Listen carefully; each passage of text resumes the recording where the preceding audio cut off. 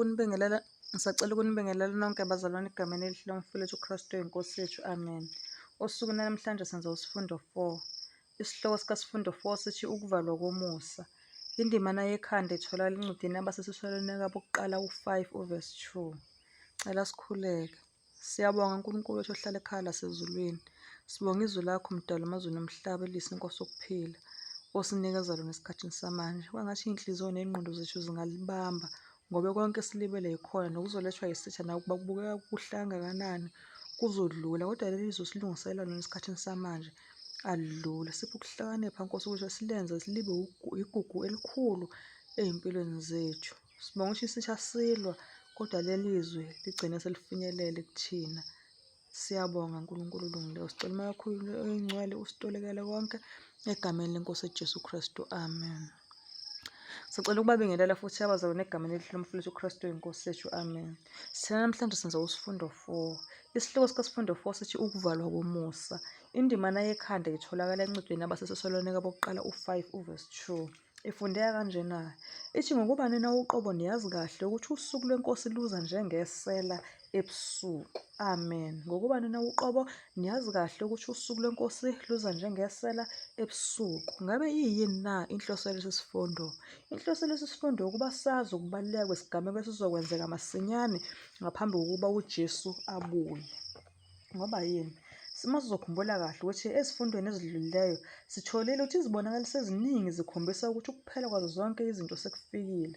So ngaphambili njena kokuba uJesu abuye kuzokuba khona isikhathi sokuhlupheka okukhulu lapho izinhlupho eziyisikhombisa zokugcina sezitheliwe. So abantu bakaNkulunkulu kufuneka ukuba bazilungiselele leso sikhathi esibuhlungu nesinzima esizayo. Ngokuba ngaleso sikhathi sobunzima esizayo umoya kaNkulunkulu oyingcwele uzosuswa emhlabeni.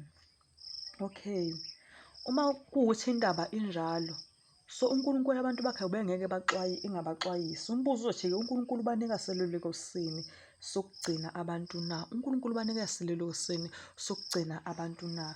Kodwa ngaphambi kokuphendula lowo mbuzo, ake siqale sithole uNkulunkulu ukuthi-ke ngoba izoni uzibekezelela kangakanani uNkulunkulu izoni. Siyakhumbula ukuthi isono sathi ukwephula umthetho kaNkulunkulu. So isoni umuntu owephula umthetho kaNkulunkulu.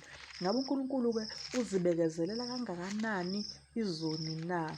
Ngicela sifunde incwadi uPetru wesibili 3 verse 9. Kodwa ngingawufundi 3 verse 9, ngizocela nje ukuthi ngifunde amavesi awu-2 laphana kuPetru wesibili 3. Ngicela ufunde uverse 3 noverse 4 ngoba le inkulumo ejwayelekile lapho abantu khona bebhuqa noma bekhombisa ukuthi abayikholwa indaba yokuthi uJesu usazoke abuye. So uPetru wesibili 3 verse 3 noverse 4 uthi, nazi kuqala lokhu ukuthi ngezinsuku ezokugcina kuya kufika abahleki abahleka usulu behamba ngezinkanuko zabo. Bethi siphi isithembiso sokufika kwakhe na? Ngokuba kuselokhu obaba balala, konke kumi kunjalo njengasekuqaleni kokudalwa. Okay. Ngizacela-ke ufunde uverse 9 ukuthi uNkulunkulu-ke uzibekezelela kangakanani na izoni. Kuphendula wena-ke limbuzo noma lezi iy'nkulumo nama-claims abantu abazobe benawo laphana kuverse 3 nakuverse 4. uNkulunkulu uma esephendula lana kuverse 9 uPetru wesibili 3 verse 9 uthi, iNkosi ayilibali ngesithembiso sayo njengalokhu abanye bathi kungukulibala, kepha iyanibekezelela, ingathandi ukuba kubhubhe namunye, kodwa ukuba bonke beze ekuphendukeni. Amen. So uNkulunkulu akalibele ukuthi wathembisa ukuthi uJesu uyeza. No. iNkosi ayilibali isithembiso sayo njengalokho abanye bathi kungukulibala, kepha iyasibekezelela ngoba ingathandi ukuba kubhubhe namunye, kodwa senze njani? Sithi uma sizwa leli lizwi siphenduke uJesu Kristu uma ebuye sesiphendukile. Ngoba uma ebuya singaphendukanga lokho kusho ukuthi kuza kube kuwini, kuwukubhubha esonini singaphendukanga. So uma kuthiwa uNkulunkulu uzibekezelela kangakanani izoni na? Hey, uyaphendula uPetru wesibili 3 verse 9. Uphinde futhi uphendule uJohane 3 verse 16. La uNkulunkulu athi khona, ngokuba uNkulunkulu walithanda izwe kangaka waze wanikela ngendodana yakhe ezelwe yodwa, ukuba yilowo nalowo okholwa yiyo angabhubhi kodwa abe nokuphila okuphakade. So uma sithola la siyathola ukuthi yebo uNkulunkulu uyazithanda izoni, uyazibekezelela izoni. So mhlampe ngumuntu oseyisoni ufuna ukwazi ngothando lukaNkulunkulu. Ngabe uNkulunkulu utshele ngayiphi indlela umhlaba ngothando lwakhe na? Ngabe uNkulunkulu yena uqobo utshele ngayiphi indlela umhlaba ngothando lwakhe na? UMateyu 24 uvesi 14 lo mbuzo uyaphenduleka. NgoMateyu 24 vesi 14 uJesu laphana wayekhuluma nabafundi bakhe. Uthi, leli vangeli lombuso liyakushunyayelwa ezweni lonke kube ngubufakazi ezizweni zonke andukuba kufike ukuphela. Leli vangeli lombuso liyakushunyayelwa ezweni lonke kube ngubufakazi ezizweni zonke andukuba kufike ukuphela. Ufuna ukwazi ngoNkulunkulu, ufuna ukwazi ngothando lwakhe, ngey'nhlelo wayenazo edala umhlaba namanje nangesiphetho sawo.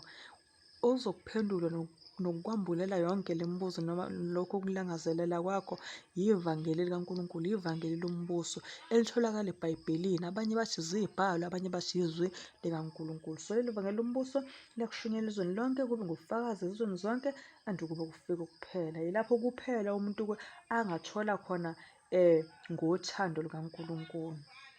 So khona isimo sokugcina sevangeli elingunaphakade sizoshunyayelwa kubantu. Sitholakala lapha encwadini yaSambulu 14. Isimo sokugcina lesi sevangeli elizoshunyayelwa kubantu. Leli vangeli hhayi nje ivangeli elingunaphakade. Ngicela siwufunde uSambulu 14. Ngizokucela nje okwamanje ukufunda amavesi awu-2 kuphela kuSambulu 14. Ngizofunda uSambulu 14 uvesi 6 novesi 7. uSambulu 14 vesi 6. Okay, isihloko salana nje kungakaqali sithi-ke izingelosi ezintathu zimemezela ukwahlulela. So uSambulu 14 vesi 6 uthi-ke, ngase ngibona enye ingelosi indiza emkhathini wezulu, inevangeli eliphakade, ilishumayela kwabahlezi emhlabeni, nakuzo zonke izizwe nemindeni nezilimi nabantu. Isho ngezwi elikhulu ithi, mesabeni uNkulunkulu nimnike inkazimulo, ngokuba ihora lokwahlulela kwakhe selifikile.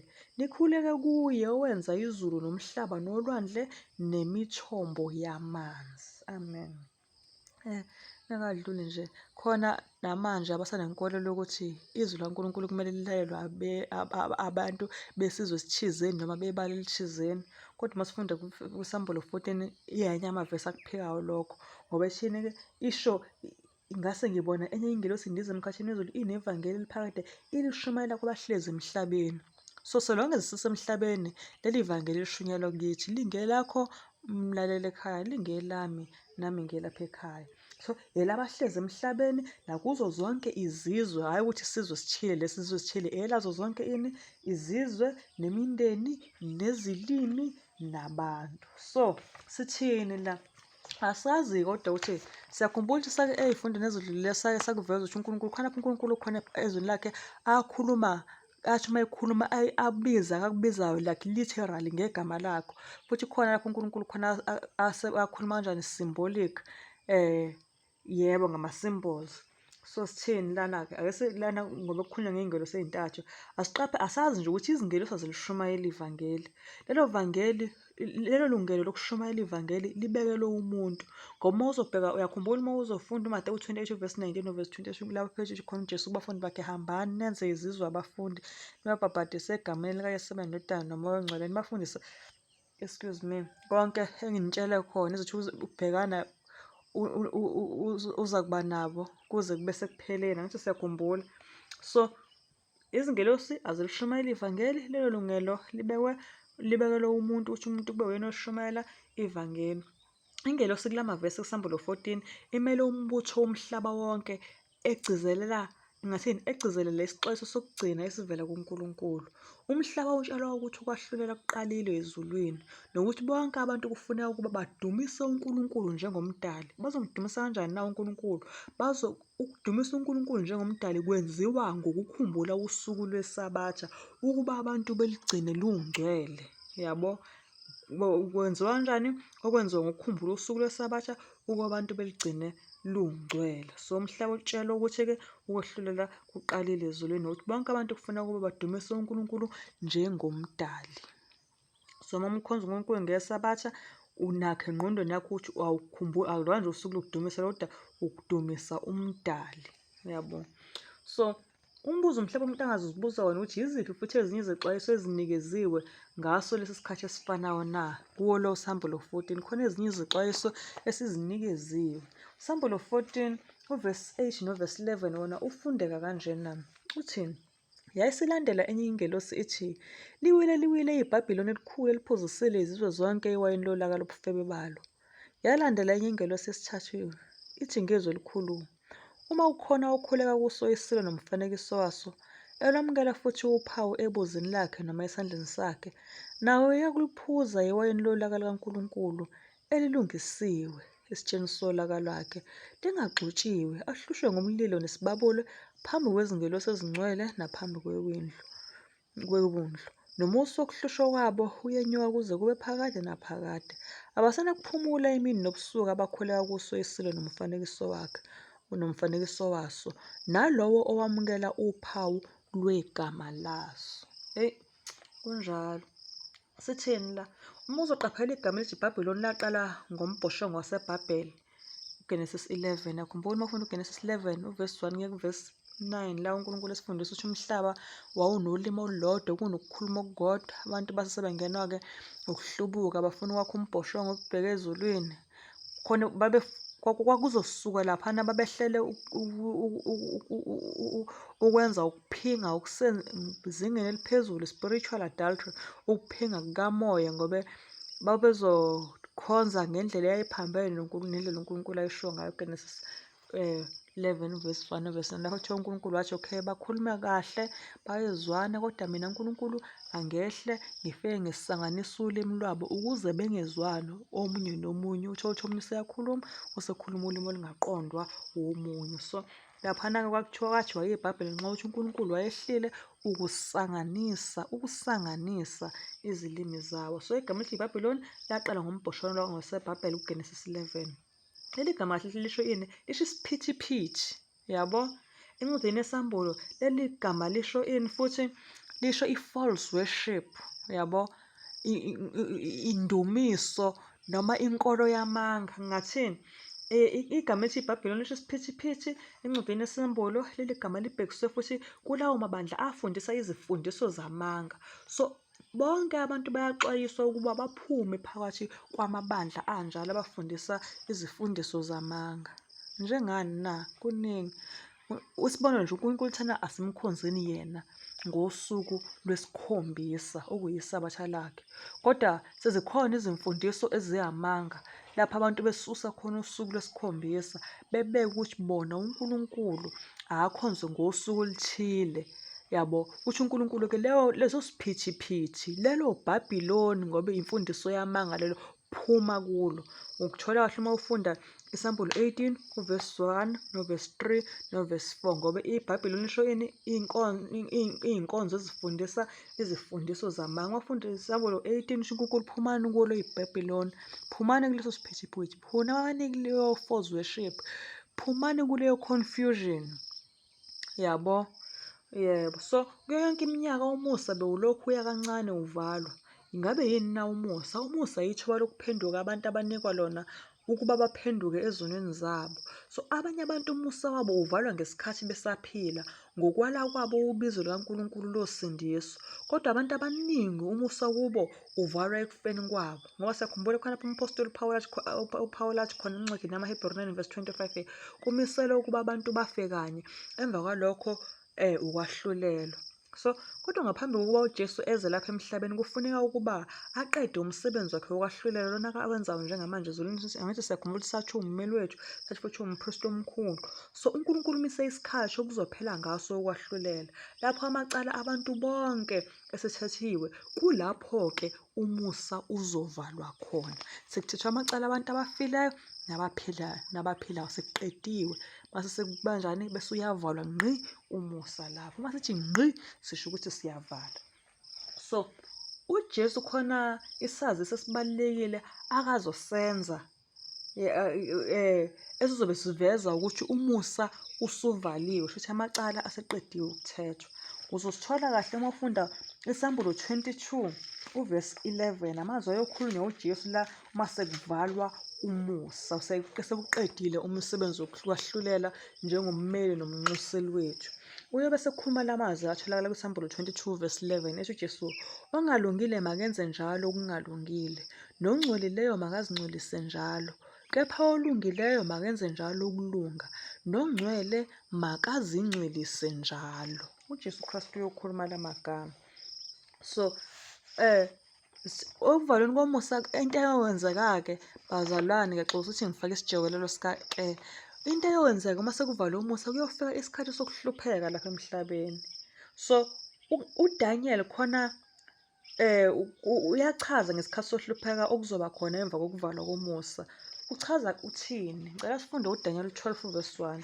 Ngalesi sikhathi uma sekuvalwa umusa kuthiwa kuyoba khona isikhathi sokuhlupheka lapha emhlabeni. Ake sithi uma sifunda uDaniel 12 verse 1 sizwe ukuthi uNkulunkulu ukhulume wathini kuDaniel 12 verse 1. uDaniel 12 verse 1 ufundeka kanjena.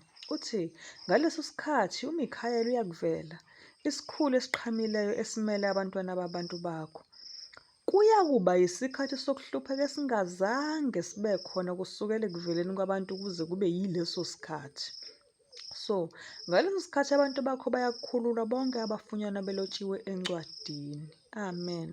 Bengifuna leya ngxenye lapha uDaniel 12 verse 1 ethi-ke uma sekuvalwa umusa ngithi kuyezwakala bazalwane, siyakhumbula kuthiwa kuyakuba yisikhathi sokuhlupheka esingazange sibe khona kusukela ekuveleni kwabantu kuze kube yileso sikhathi. Kukhulu ukuhlupheka, kuwumunyu wodwa, kuwusizi lodwa.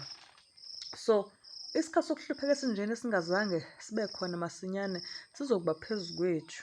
Sizodinga ukuba sibe nesimo esingenaso manje, futhi abantu abaningi abakuvelaphelayo ukuba basithole. So ukushumayela noma kungeze kugqame kangakanani ngeke kufinyelele ebukhulwini bobunzima. Ngesikhathi sokuvivinywa wonke umuntu kuzofuneka ukuba azimele yena ngokwakhe phambi kukaNkulunkulu.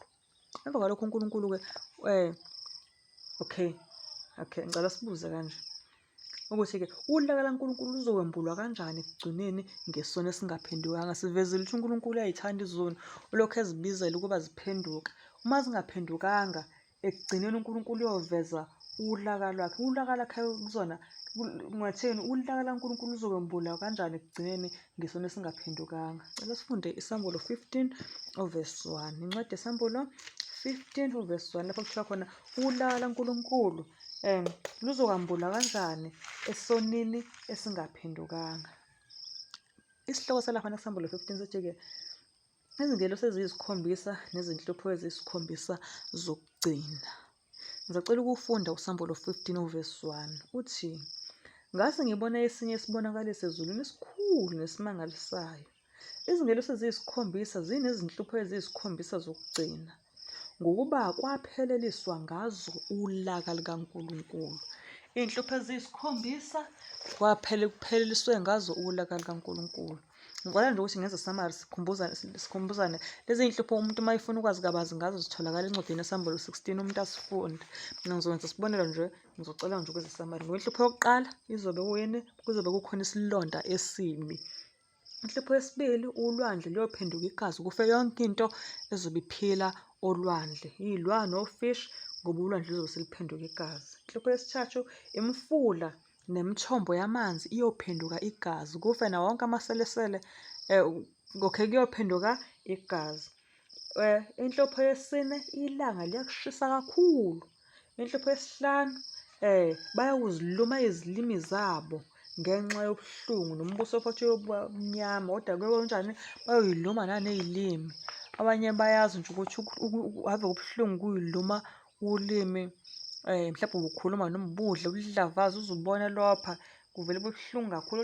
Laba-ke kuyobe kuyingxenye yohlupho. Sicabange lezi iy'nhlupho kuyobe kungenamusa ngenxa yokuthi umusa uzobe usuvaliwe, sekuzobe kubuhlungu impela. Kushe umfula omkhulu Ewufrate. Inhlupho egcina esikhombisa yilapho kuthiwa khona kuyoba khona ukuduma nokuzamazama umhlaba, kodwa kakhulukazi kuzobe kukhona isichotho esikhulu esingangethalenta isisindo saso. So kuzobe kunzima, bengizama nje ukwenza summary yalezi iy'nhlupho ekuthiwa ziyobe zinjani ngazo kuyobe kwembulwa ulaka lukaNkulunkulu ngesona esingaphendukanga. Masiqaphele lokhu ukuthi lezi zinhlupho ngeke zigcwale umhlaba wonke. Uma kungaba njalo bebengaphela nya abantu emhlabeni, kodwa zizoba yizishayi ezisabekayo kakhulu ngaphezu kwazo zonke ezake zaba khona ezaziwa abantu.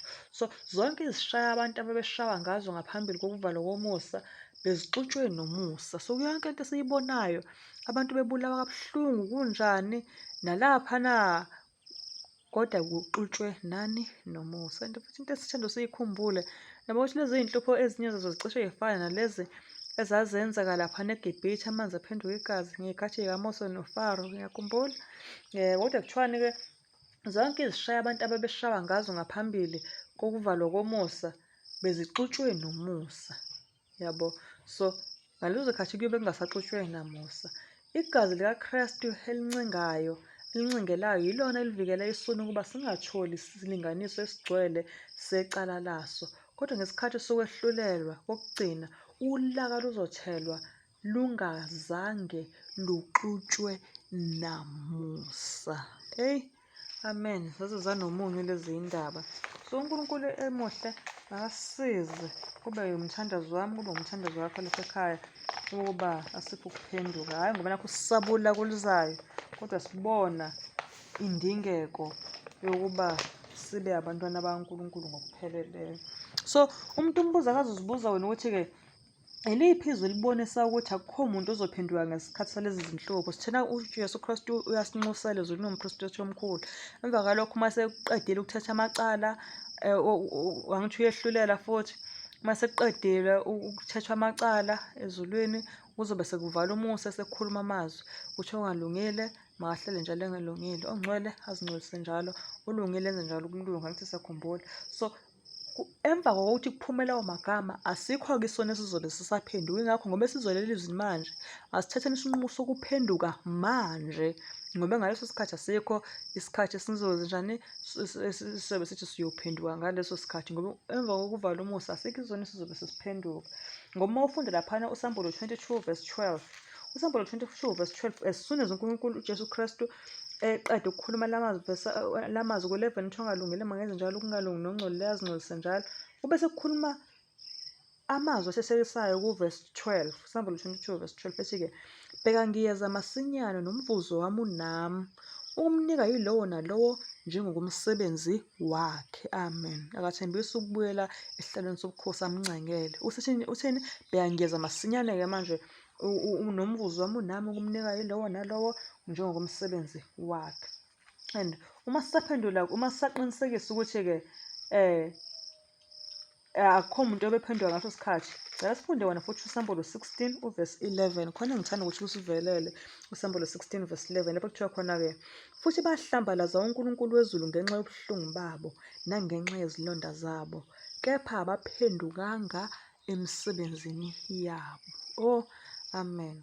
So bekunzima, bayabuza umzima, kodwa benze njani nxa umusa uyobe ungekho, besakwazi ukuphenduka, kodwa bahlambalaza, bayoqhubeka behlambalaze uNkulunkulu more. Iy'nhlupho siyibalile ngawani, kodwa ngicela ukuthi njengamanje sifunde inhlupho yokugcina yesikhombisa,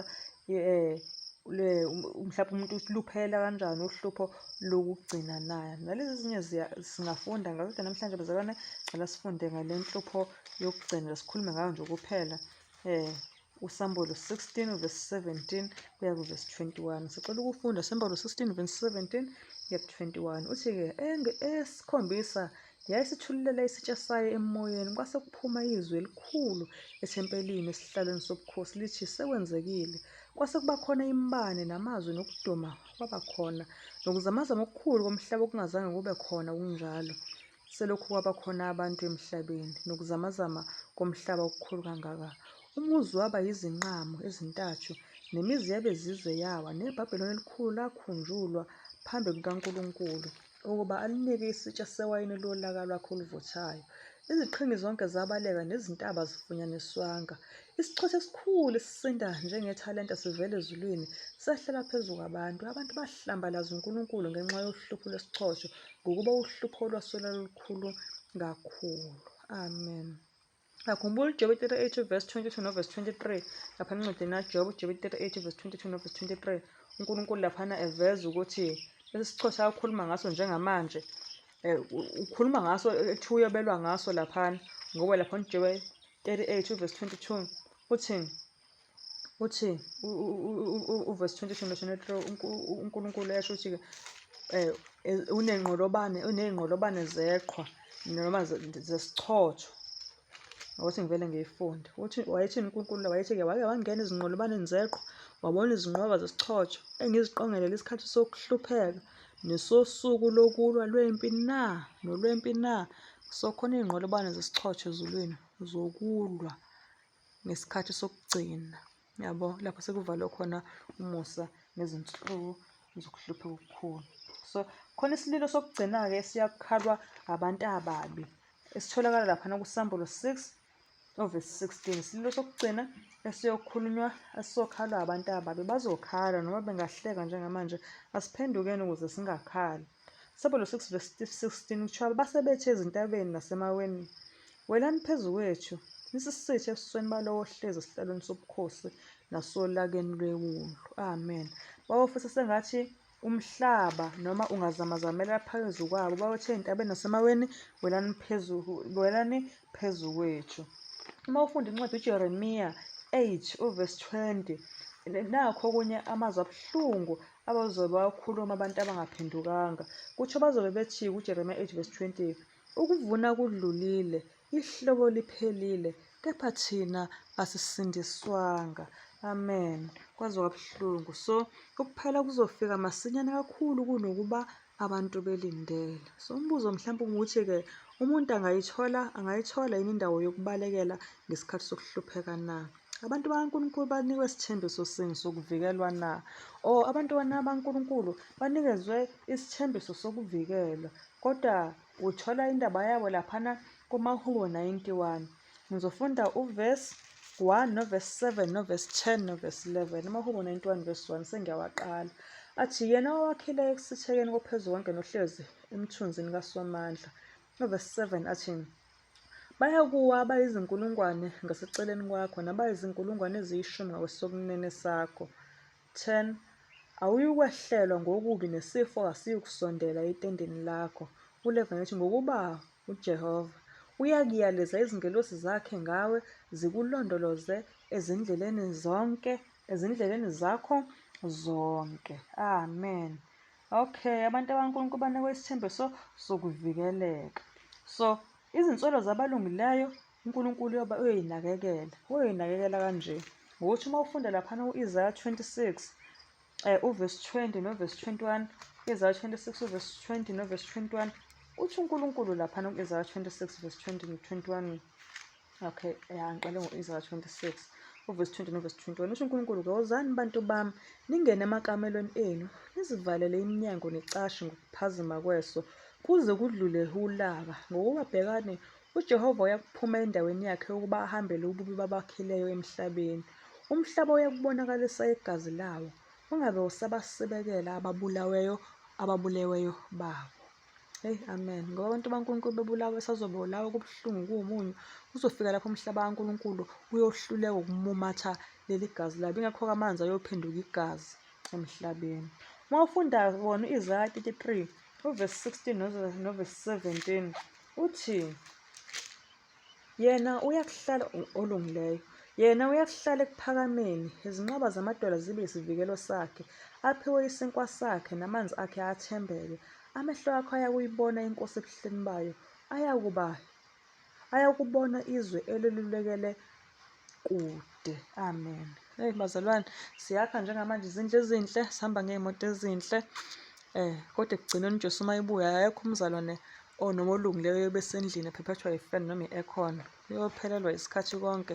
Umuntu amadwala kuthiwa ayobe enjani kube yiwona amadwala laphana ayobe ayizinqaba zakhe ephephela ehleli ecashe laphana emhumeni. Amadwala kaNkulunkulu kuyiwona amvikeleyo. Sitheni la? Umsindisi oyigugu uyothumela usizo ngesikhathi impela esilidinga ngaso. Indlela yezulwini inikezwe ey'nyathelweni zakhe. So wonke ameva ahlaba izinyawo zethu azihlaba ney'nyawo zikaJesu. Isiphambano ngasinye esibizelwe ukuba sisithwale, yena uJesu useke wasithwala ngaphambili, wasithwalela sona. So inkosi ivumele izimpi zasemoyeni ukuba zisilungisele ukuthula. Isikhathi sokuhlupheka isikhathi senhlupheko esabekayo kubantu kaNkulunkulu, kodwa isikhathi sokuba wonke umuntu okholwayo ngokweqiniso abheke phezulu ngokukholwa, abone uthingo lwesithembiso lumzungezile. Amen.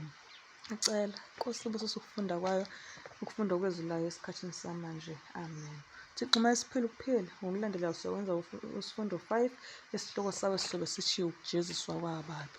Cela sivale amehlo sithole isibusiso. Umusa weNkosi yethu Jesu Kristu nothando lukaNkulunkulu Baba makube nathi esikhathini samanje kuze kube ukuba uyabuya uJesu. Amen.